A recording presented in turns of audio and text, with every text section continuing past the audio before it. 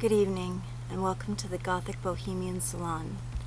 I'm coming to you here without makeup because I wanted to talk about how hard it is to live with fibromyalgia and ME. ME is myalgic encephalomyelitis, which is also known as chronic fatigue syndrome. I suffer from both of these diseases and have done for about 13 years now. I've talked about them a little bit before, but not as much as perhaps I'd like to, so I'm going to take this opportunity to try to describe to you what it's like to live with these illnesses. First of all, they're pretty unpredictable. You don't know how you're going to feel from one day to the next. Sometimes you don't know how you're going to feel from 1 hour to the next. This affects a lot of things. Your ability to take care of yourself or take care of anybody else, your social life, your creative life, and of course your work life. Not knowing how you're going to feel means that you can't plan ahead very easily. It's hard to buy tickets to go to a concert, for example, since you don't know if you're going to be too exhausted or in too much pain to be able to go. Of course, you can buy the tickets and just kind of wing it and just have the money as a loss, but quite frankly, I don't know about you, but I can't afford to do things like that. Secondly, the medications that you're given have side effects. Almost all medication side effects involve some sort of stomach problems, either nausea or diarrhea or constipation. It is possible to find ways to deal with these things, and I've found a really good way to deal with those situations, which I'll share with you right now.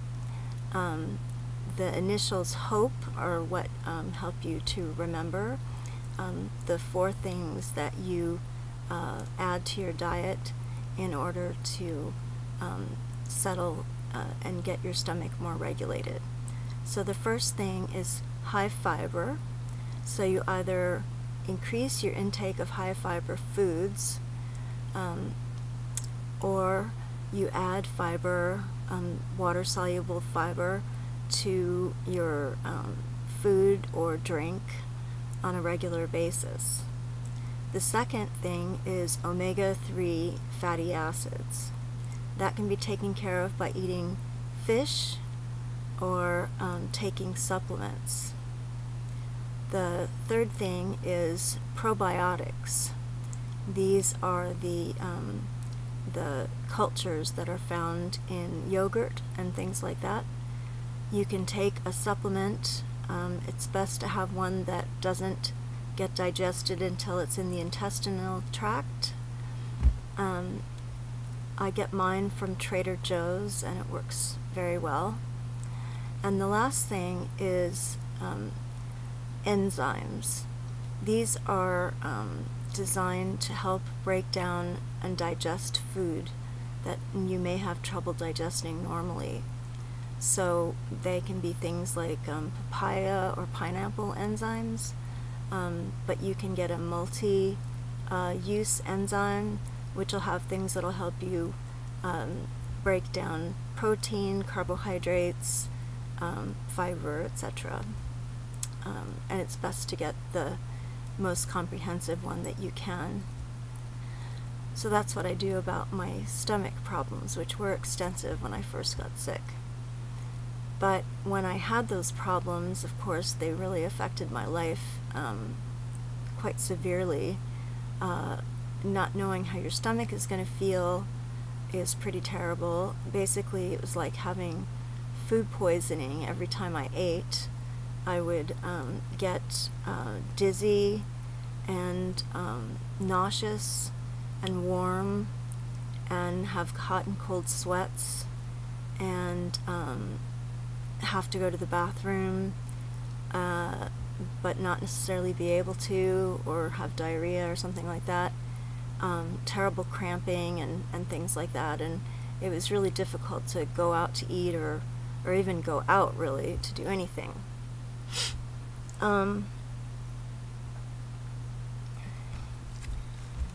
Other symptoms of fibromyalgia and ME, the main symptom is actually extreme fatigue. Now, you may think that you know what that means, but it's a fatigue unlike any fatigue from anything else that I've ever experienced. It's like you're so tired, you feel weighted down by stones. You're too tired to get up and brush your teeth. You're too tired to lift your head to take your own medication that's going to make you feel better. You're too tired to be able to do any housework or even talk on the phone or, of course, go and do anything. Too tired to read, too tired to watch TV, just too tired. It's a all-encompassing feeling of just complete weighted downness, and it's probably incomprehensible to somebody who hasn't experienced it. Of course, one of the other symptoms is pain, and basically we wake up in the morning and feel like in the middle of the night we were hit by a truck or something. Every bone in your body feels like it's been broken. Everything aches, everything hurts. It takes a long time to kind of stretch out and be able to move less stiffly. You're all stiff and messed up, and it's just pain on a scale that's really hard to describe. And then there's the mental problems, mental acuity problems.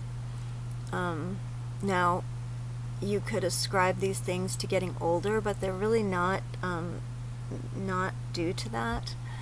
Basically, it's all about memory problems and fogginess in your brain. So you forget the simplest of things, like I forgot how to spell my own name. I forgot, I've done things like put my keys in the refrigerator or the freezer. I've not been able to remember really good friends' names. There's whole huge chunks of my life that have completely disappeared. I have a really hard time creating new memories too, so sometimes I don't even remember things that happened, you know, like yesterday. And your sense of time gets really skewed. Time seems to go too fast or too slow, and you lose days, and time just doesn't move in the same way that it used to.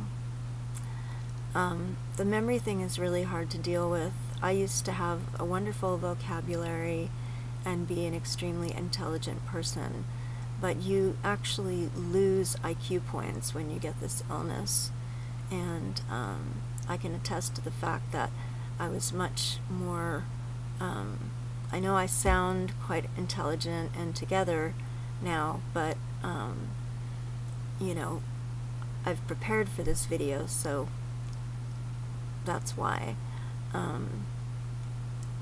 I have had incidences while I'm making videos where I couldn't remember something that I was trying to say, but I just usually make the video over, so I haven't figured out how to do editing yet. So those are some of the symptoms. Oh, another one is that your teeth start to decay, and rather rapidly. This is partially due to medication and partially due to just the disease itself. So basically you start just losing your teeth, and that's pretty intense, you know, because nobody wants to have no teeth. Oh, and insomnia. sleep patterns get completely disrupted. You end up having your sleep schedule switched around so that you're up all night and asleep most of the day, and then you try to get it back to the other way, and you'll kind of gradually work your way into switching it around, but it just will slowly switch back again. So it's kind of a losing battle. I've actually given up. I just sleep when I'm tired, and that can be like a whole day and night, and then I might be up for a day or two, and I just take naps, and I drink a lot of caffeine now, because otherwise I wouldn't have any energy or be awake probably at all. And it's not good for you to drink a lot of caffeine, but I really don't know what else to do, honestly, so it's my thing now. I'd say that those are the major problems that you have to deal with fibromyalgia and myalgic encephalomyelitis. The other problem that isn't a symptom exactly is that the illnesses are so misunderstood, and there's so much misinformation about them, and there's so little known that sometimes it's really hard to get diagnosed. And also reactions of friends and family can be quite shocking. Often there's quite a lot of disbelief that there's anything wrong with you at all, because you look fine.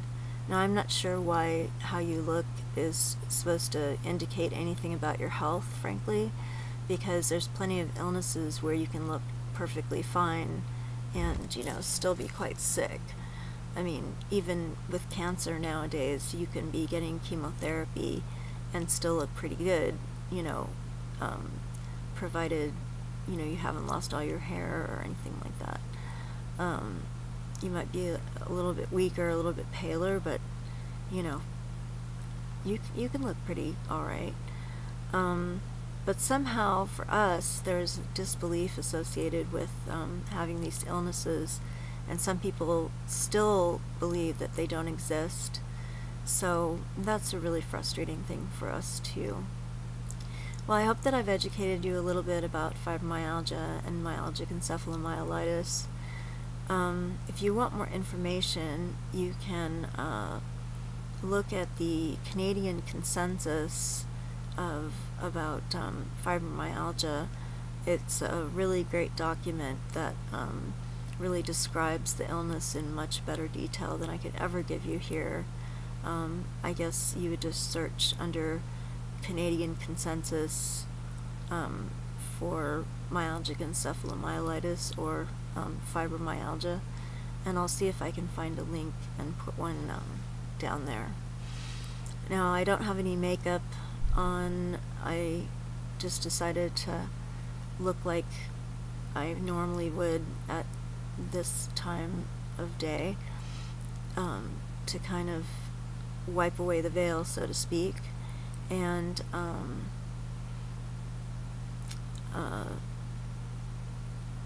just give you a glimpse into what I really look like. And like I said, I hope that this has been informative. Please take it to heart, and next time you hear that a friend or a coworker or somebody is suffering from these illnesses, realize that their suffering is real, and that they may be really frightened and really having a hard time dealing with it. So try to be there for them. We should all be there for each other. Thank you so much for joining the Gothic Bohemian Salon. Good night.